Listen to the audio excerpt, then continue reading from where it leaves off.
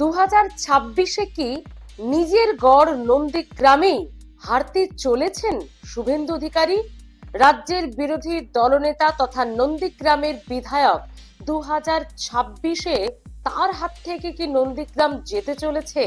এই প্রশ্নটা কিন্তু ধীরে ধীরে বেশ জটিল থেকে জটিলতর হচ্ছে। কেন বলছি? বন্ধুরা, পুরো ভিডিওটি দেখুন, তারপর অবশ্যই আপনাদের মতামত, সুচিন্তিত মতামত পেশ করবেন, যেমন অন্যান্য ভিডিওতে করে থাকেন। তো যে আলোচনায় আসবো বন্ধুরা, বেশ কিছুদিন ধরে শুভেন্দু অধিকারীর বিরুদ্ধে দলেরই একাংশের তাবড় নেতারা অভিযোগ করছিলেন তিনি নাকি গোষ্ঠী করেন, তার লবিতে বা পলিসিতেই নাকি বিধানসভা নির্বাচন থেকে এই সদ্য হয়ে যাওয়া লোকসভা নির্বাচন, একের পর এক নির্বাচনে সিট আসন সংখ্যা কমছে বিজেপির, এটা নাকি শুভেন্দু অধিকারীর ভুল পলিসিতে।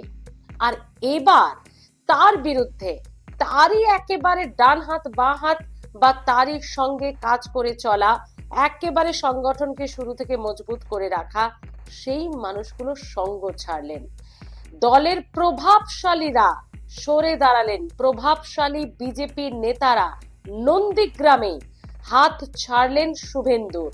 কেন জানেন? শুধুমাত্র শুভেন্দুর হাত ছাড়লেন না, হাত ছেড়ে তার বিরুদ্ধে বিস্ফোরক কিছু অভিযোগ করলেন।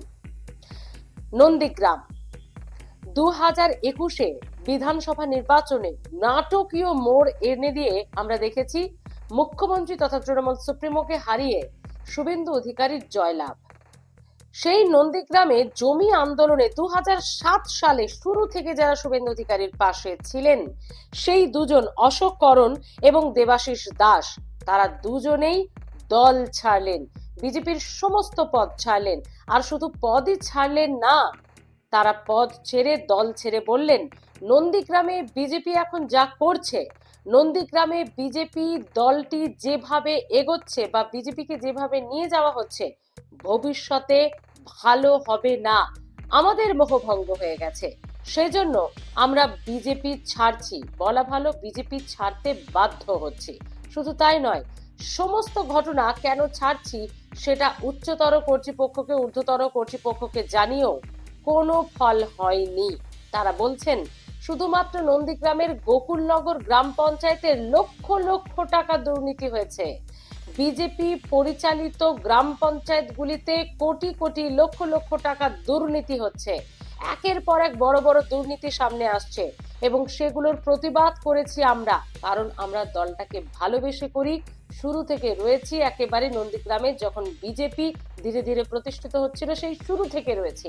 আমাদের জন্যই, আমাদের মতো নেতা কর্মীদের জন্যই শুভেন্দু অধিকারী আজ জিতেছেন এবং আমাদের জন্যই বিজেপির এত বাড়বাড়ন্ত নন্দীগ্রামে। আমরা সুপ্রিমোকে, তৃণমূল নেত্রীকে হারিয়েছিলাম, সেই সময়কার সব কথা ভুলে গেছেন তিনি, অভিযোগ করছেন শুভেন্দু অধিকারীর বিরুদ্ধে। আর এই অভিযোগ আমাদের নয় বন্ধুরা, অভিযোগ করছেন দল ছাড়ার পর এই অশোক করণ এবং দেবাশিস দাস। আজ এই মানুষগুলির মতো আরো শখানেক মানুষের সততার ভুলে গেছে, সততার কোনো দাম নেই, দুর্নীতি একমাত্র সেখানে চলছে বলে অভিযোগ করেছেন দেবাশিস এবং অশোক। তারা বলছেন ঊর্ধ্বতন কর্তৃপক্ষ, তার মানে কি শুভেন্দু অধিকারী, তাকে জানিয়েও কোনো লাভ হয়নি, বরং আরো বিস্ফোরক অভিযোগ, বরং নাকি শুভেন্দু অধিকারীরই রোষের মুখে পড়েছেন তারা।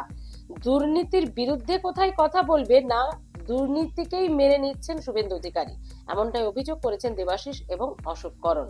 তাহলে বন্ধুরা, পুরো বিষয়টি কি দাঁড়ালো? এর আগে কদিন আগে আমরা কাঁথি সমবায় নির্বাচনে দেখেছি বিজেপি প্রার্থীরা গোহারা হেরেছেন, সেখানে তৃণমূলের জয় জয়কার, এবং সেখানেও কিন্তু দেখা গেছে বেশ কিছু মানুষ বিজেপি ছেড়ে তৃণমূলে তলে তলে যোগ দিয়েছেন।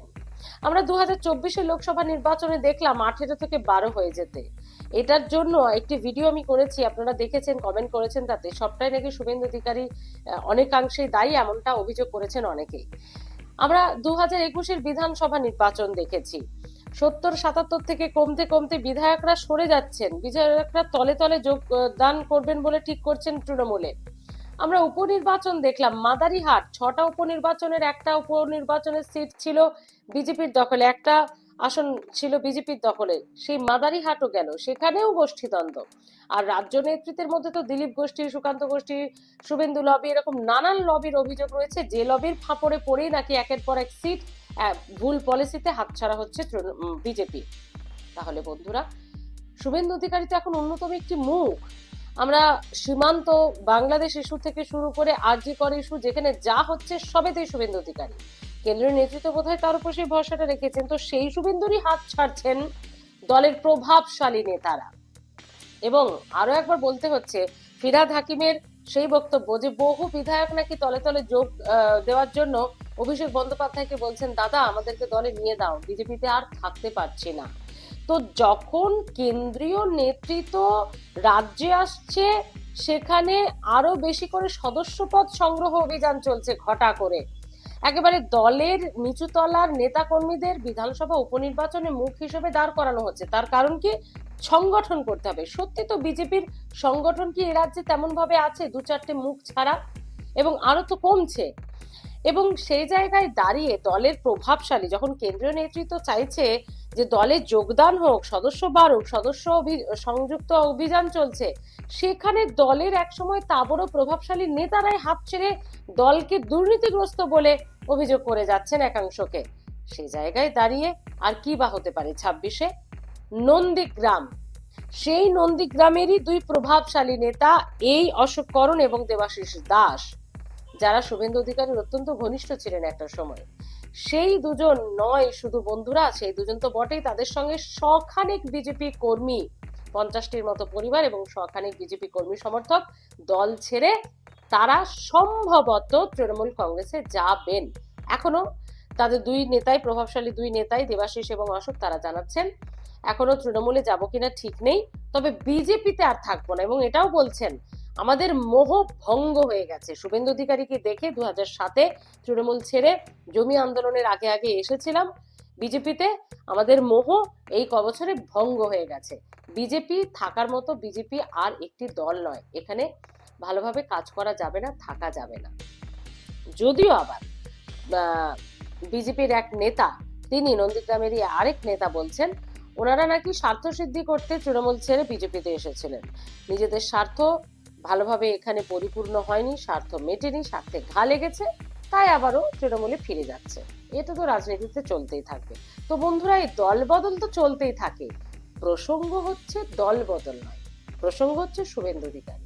আচ্ছা, কম অভিযোগ শুভেন্দু অধিকারীর বিরুদ্ধে আসছে, কোনটা সত্যি কোনটা মিথ্যে আমাদের জানা নেই বন্ধুরা, আপনারা বলুন। এই যে একের পর এক লবির অভিযোগ, একের পর এক গোষ্ঠীদ্বন্দ্বের অভিযোগ, একের পর এক দুর্নীতির অভিযোগ, শুভেন্দু অধিকারীর ভুল নীতি পলিসির অভিযোগ, শুভেন্দু অধিকারীর জন্যই বিজেপির এই অবস্থা এখন, এই অভিযোগ। একটা কথা বলুন তো, 26 কত দেরি আর? 25-এ আমরা ঢুকতে চলেছি, 1 বছর হয়তো 2-3 মাস আছে, যদি আমরা এপ্রিল মেতে নির্বাচন ধরে নিই 26-এর, 1.5 বছরও পুরো না, 1 বছর 2-3 মাস। এখনো পর্যন্ত একটি সর্বভারতীয় দল যারা রাজ্যের সভাপতি নির্বাচন করতে পারলো না, ঠিকই করতে পারলো না যে রাজ্য সভাপতি কে হবে। সুকান্ত মজুমদার এখনো রাজ্যের কেন্দ্রের শিক্ষা প্রতিমন্ত্রী হয়েও এখনো পর্যন্ত সেই পদ আঁকড়ে বসে আছেন, কারণ পরবর্তী সভাপতি, রাজ্য সভাপতি কে হবেন সেটা ঠিকই হচ্ছে না। দিলীপ ঘোষের মতো একজন ভালো লিডারকে সরিয়ে দিয়ে, হারিয়ে দিয়ে বলা যেতে পারে। এবার কি বিজেপি কি করতে চাইছে? তো নন্দীগ্রাম বিজেপির যে কয়েকটা শক্ত ঘাঁটি আছে তার মধ্যে অন্যতম। এই নন্দীগ্রামও কি এবার শুভেন্দু অধিকারীর হাত ছাড়া হতে চলেছে 2026-এ? কারণ 2021-এর জেতাটা কিন্তু অনেক বিতর্কের মধ্যে আছে, এখনো কিন্তু সেই বিচারাধীন, এখনো কিন্তু অনেক কিছু কেস, অনেক কিছু অভিযোগ তার মধ্যে রয়েছে, যে নন্দীগ্রামে কিভাবে লোডশেডিং নির্বাচনের ফলাফল ঘোষণা হয়েছিল, লোডশেডিং ভাবে জেতা এমএলএ, এটা কিন্তু শুভেন্দু অধিকারীকে কটাক্ষ করে তৃণমূল বলে। আমরা সে বিতর্কে যাচ্ছি না, বিষয় হলো তাহলে নন্দীগ্রামে 2026-এ হবেটা কি? এই দেবাশিস, অশোকের মতো নেতারা যদি সরে গিয়ে এরকম মারাত্মক অভিযোগ করেন, তাহলে বাকিটা তো সময় বলবে।